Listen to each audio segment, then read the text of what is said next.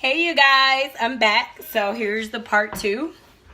So I am completely done with everything. Oh, and I forgot to mention earlier, my panko crumbs were from Aldi too, because they were a lot cheaper there.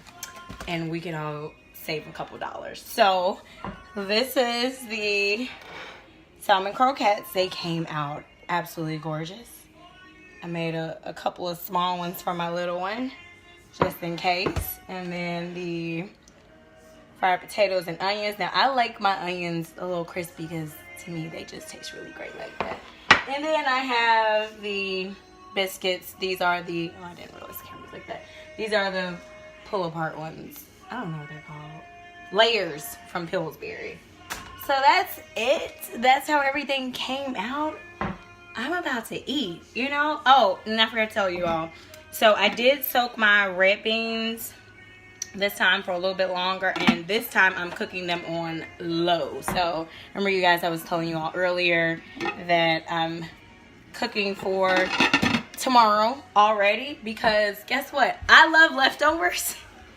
You should too. They help save you time and money. I actually have my seat here because I'm about to sit down and eat. Hello, welcome.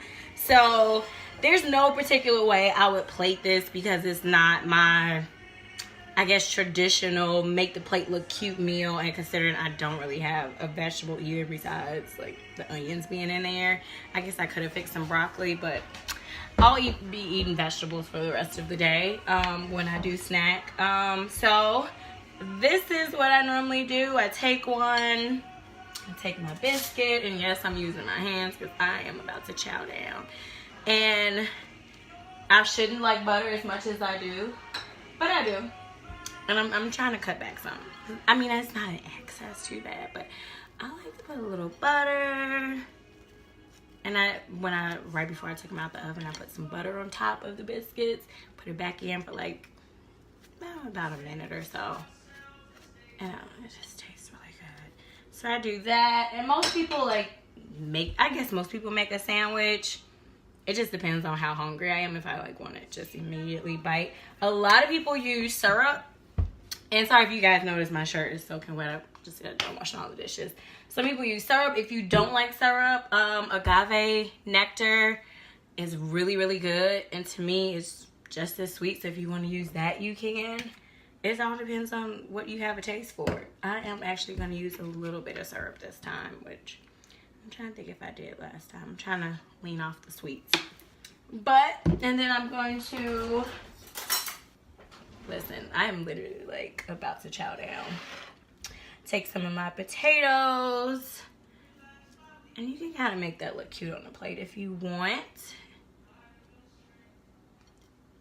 And I would do like such and put that there. And then if you had a vegetable, you would then sit, oh, you guys can't see my plate. Then you would sit the vegetable here. Oh, hot sauce. You know what? I never thought to eat hot sauce. I don't have my favorite hot sauce. My favorite hot sauce, if I haven't told you guys, is the one with the wooden cap. I can't think of the name of it right now, but it's really good. So you would put your vegetable here, and you guys can see I kind of made that look slightly cute. I mean, if you want, you can. I mean, do people put lettuce on salmon croquettes? I don't know. I don't think they do. But if you wanted to add something else, like you wanted to dice some bell peppers, and eat that on the side for your vegetable, you can absolutely do that as well. But you know what? I'm going to do something I haven't done before. I'm going to do a taste test in front of you. Yes. It is a Southern dish. My family is from, my mom's side is from Arkansas and my dad's side is from Louisiana. So, get them Creole genes, as they say. But I'm going to actually taste this in front of you guys. I know it's going to be good because, I mean, I've cooked it before, but this is going to be a first. So, oh, really? Hey. Oh. I wish you guys could taste this. And you know what, too? It's not just the panko crumbs that give it another taste. It's the smoked salmon. Like, it just adds a whole nother level to it. Oh, cool. Hey, Arkansas. I've been there only a few times, though. But, yeah, so that's good. I'm really trying my hardest not to put more syrup on top. trying really hard. But yeah, as you guys can see, like, it made a lot of salmon croquettes. And granted, I made like 2 of them really small, but other than that. And I mean, granted, if you want to make them bigger, I would just make them thinner if you're going to go bigger in width, because it's going to be, you know, a longer cook time. But other than that, that's it.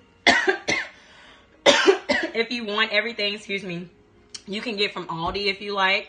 I had the panko crumbs from there, the smoked salmon, and the salmon out of the can. Of course, you can get cream cheese from there. Listen, I'm avid. Only if I absolutely have to, I'll use a generic brand of cream cheese. I really prefer the traditional, where's my tablet? The traditional Philadelphia cream cheese. And that's just me personally, but by all means, you do not have to. If you're trying to save some dollars, do that. Again, with the potatoes, I put my favorite, you guys know I use this in absolutely everything, and paprika. So, and I got this from either TJ Maxx or Marshall's. You know, if you check over there, they always have some type of spices or something. And again, you can pair this with whatever type of vegetable you want. I want to try the cream cheese other than that. Oh, cool. Yes, let me know if you try it. You guys, if you're not following me on Instagram, you can feel free to. And if you try, that's the way we can communicate without having to be on here. If you try it, please let me know how you liked it. Yeah, other than that, and you know what, one thing I think I might do is just to bring up the flavor a little bit. I might cut up a lemon, and squeeze a little bit on top of the croquette just to add a little extra. It is going really good. I think you're talking to me. I'm not sure. But this turned out really great. I'm really happy. Kind of like a carb upload, but it's all right. I'm going hard in the gym tomorrow. Yeah, but I pray you all have an amazing day. And I will end this on, please do not be afraid of starting over. I'm going to bring this because I don't know if you guys can really see me. Uh-oh. Do that. There we go. Please do not be afraid of starting over. I had to start over. There are numerous people. You are not the first, and you will not be the last. If you have to go home, if you have to go to a relative's house, if you have to start over in a hotel, that's fine too. You know, it's nothing wrong with starting over. Just please be in prayer and allow the Lord to guide you. If the Lord is telling you to start over and go home, back to where you're from, or whatever the case is, please do so. You know, it's always best to be obedient than not. And plus, you just never know what surprises and what blessings the Lord has for you, what growth He wants to take you through. I've definitely experienced a lot of growth here at my parents' house. It's been an amazing blessing and growing me up in ways that I wasn't. You know, I left when I was, I think, 18 or 19, and I had to come back in my 20s. And so it's been a process, and now we've been here this month 5 years, and I never thought I would say that. And I never thought I would be here this long, but it has been such a tremendous blessing. And just being transparent with you guys, it has been a process. It has not been super, no, it has been some hard work I have definitely had to put in. And my relationship with the Lord, my relationship with my parents, regrowing my relationship with my daughter. At the time when we moved back here, before then I was working so much, I really didn't have enough time to spend with her like I wanted to. We would maybe have a couple of hours on a work night, and I was like, this is not okay. And it's really been a tremendous blessing how, you know, God has reshaped my life and gave me fresh outlook and new determination and peace and joy and love like I've never known before. And I've always loved God and knew God loved me, but really coming into the fullness of that, even though we never fully, there's always another level to grow in God. There's always another level of understanding, of revelation. But being at the place I'm at now, I'm so grateful that I came home. I'm so grateful that I had the opportunity to. Some people, like I said earlier, some people don't have the opportunity to come home, but it has been such a blessing. It has been areas of breakthrough I've had in my life since I've been here. and growth. I mean, that's been major. Allowing God to grow me in ways that I didn't think necessary, that I didn't think I needed to. It's like, oh, I'm fine, whatever. Like, God was like, no, we're going to deal with this stuff and you're going to get it right. And then when you leave, you're going to be on the right track to doing everything that you need to do. And so I'm grateful. And if you need to start over, I'm encouraging you, please do. If you need to rewatch this and rewatch this part to know that it is okay to start over. It does not matter what the naysayers say, what they say, what boo say, what bae say, what your girlfriends say, what your boys say. It is okay. Guess what? I think 30-something% of people in their 30s are at home with their parents. Their early 30s are at home with their parents, if I'm not mistaken. I know there was a study done or something. But it's okay to start off. And guess what? Some cultures, you stay at home until you absolutely leave and are okay and have millions in the bank. And that's perfectly fine. You know, I think as people, and I'll speak on behalf of my culture as a Black American, I think we need to do better about sticking together and building each other's businesses up and being a thank you for sharing and inviting followers. You know, I think we need to stick together more and just period as people, as believers. You know, how much more can we do if we help each other out more? How much more can we do if we're really being obedient and listen to the voice of God and really sowing into others as we should? Not just, oh, okay, yeah, I'm going to pray for you. But no, what do you need help with? You need help at your business today? Do you need help with marketing strategies? Do you need help with, you know, someone actually coming in and cook a meal for you? You know, there are plenty of single moms who unfortunately are in situations where they can't feed their kids like they want to. They're giving them pizza and burgers because they can't really afford to go to the store and buy groceries like they should, or they don't know how to cook, you know, proper meals. But if you are an older person in their life who can really pour into them, listen, I'm going to buy you some groceries. I'm going to show you how to cook this stuff. Crock pot meals, that's why I love those. It's a great way to get a nutritious meal. It's good for you. And it's simple and it's easy, even if you don't know how to cook like that. It's like crock pots. It's almost like you can't not do it right because it's got to come out right. But I just encourage us all. I'm not just saying this to you all, but to myself as well. Take time and sow into someone else. You know, be that person the accountability person that they can have in their life.